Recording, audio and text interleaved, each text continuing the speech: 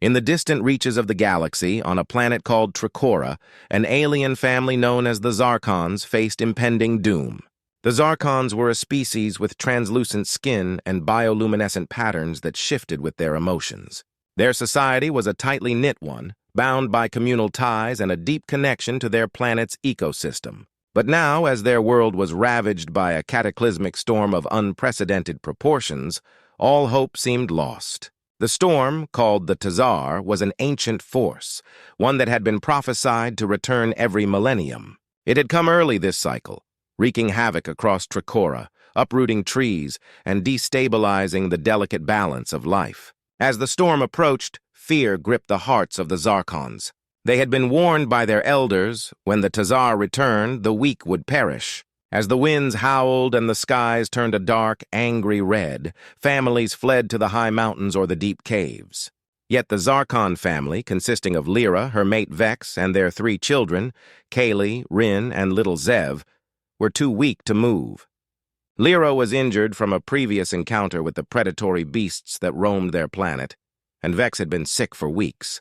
With their kin dispersing, they huddled together, hearts heavy with the knowledge that they might not survive. As the storm bore down, the Zarkons received word that many other families had already abandoned their weaker members. Betrayed and broken, they felt the sharp pang of isolation. The whispers of fear echoed through the minds of Lyra and Vex.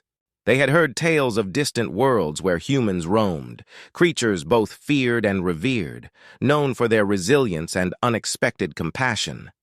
But surely, they thought, even the humans would turn their backs on them now. Meanwhile, on a research vessel orbiting Tricora, a team of human scientists had been monitoring the planet's impending disaster. Among them was Dr. Emily Carter, a dedicated xenobiologist who had always held a fascination for the Zarkons. She had spent years studying their unique bioluminescent communication patterns and had even learned some of their basic language. As the Tazar raged on, Emily noticed the distress signals emanating from the Zarkon homeworld. Many had been lost to the storm, but her heart sank as she realized the Zarkon family was still stranded. Despite the risk, she proposed a rescue mission to her superiors. "We can't just leave them," she insisted. "They're intelligent beings and they need our help." Her colleagues were hesitant. "It's too dangerous," one argued. "We'll be putting our own lives at risk for a dying species. They're not even our problem." But Emily's conviction was unshakable. They might be the only ones left of their kind. If we don't act, they'll die alone.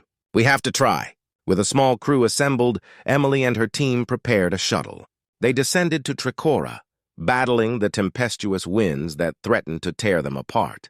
As they landed, the skies erupted in a brilliant flash of energy, and the ground trembled beneath them. Through the chaos, Emily and her team navigated toward the coordinates of the Zarkon family. They arrived at a crumbling dwelling half buried in debris. As they approached, Lyra and Vex could only stare in disbelief. "Humans!" The very beings they had only heard whispers of. With gentle gestures and calming words, Emily introduced her. Lyra and Vex, despite their initial fear, felt a flicker of hope. The humans communicated with sincerity, even though their own language was foreign. Emily pointed to the shelter of the shuttle. "We're here to help you. We can get you to safety." Kali, Rin, and Zev, who had been quiet and frightened, looked at their parents, their luminous skin flickering with a mix of anxiety and curiosity. With a nod from Lyra, the family slowly stepped forward.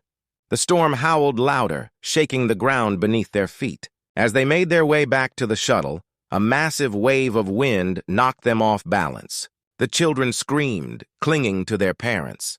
But the humans were quick, forming a protective barrier around the Zarkons. Emily reached out, grabbing little Zev just as he stumbled, pulling him close. "I've got you," she whispered, her eyes full of warmth. Finally, they reached the shuttle and boarded just as the storm reached its peak. The Zarkons huddled together, still in disbelief. Vex leaned close to Lyra, whispering, "Are we really safe?" Emily, overhearing, turned to them, her eyes filled with determination. "We're not leaving you! We'll find a way to get you through this." The shuttle shuddered as the winds lashed against it. Emily and her team worked furiously to stabilize their craft. They navigated through the chaos outside, dodging debris and battling against the storm's fury. With every passing moment, the Zarkons felt a sense of solidarity growing between them and their human saviors. As the storm raged on, something incredible happened.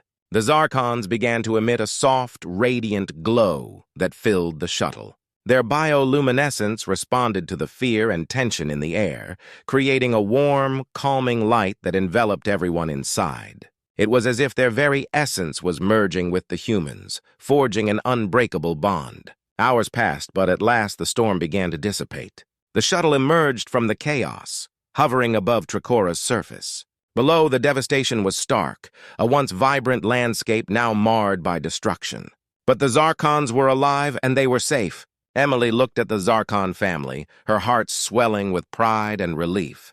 "You made it," she said softly. Lyra, her luminescence flickering with gratitude, reached out to touch Emily's hand, a gesture of thanks that transcended words. As they soared into the skies, the Zarkons knew they had found unexpected allies in the humans, a family of their own, one that refused to leave them behind even when everyone else had.